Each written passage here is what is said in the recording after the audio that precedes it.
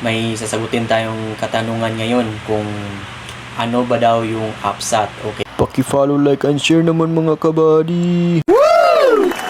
Huwag mo kong titigan Wow! kung wala kang planong pusuan.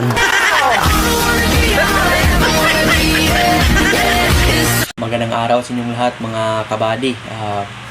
May sasagutin tayong katanungan ngayon kung ano ba daw yung APSAT. Okay.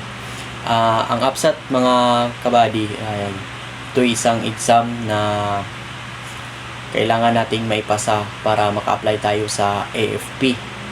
Ang meaning pala nito is Armed Forces of the Philippines Service Aptitude Test.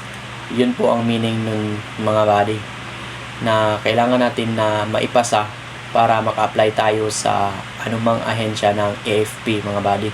Navy man, Air Force o Army.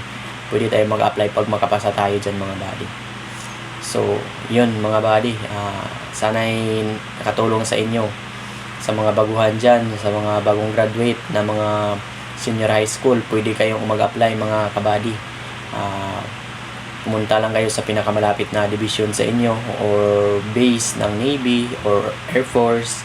Pwede kayong makapag-exam at pag pumasa kayo, pwede na kayong mag-umbisang mag-apply kahit saan sa tatlo, yung Navy, Air Force at saka sa Army.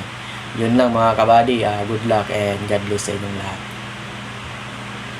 Paki-follow, like, and share naman mga kabady. Huwag mo kong titigan Wow! kung wala kang planong pusuan.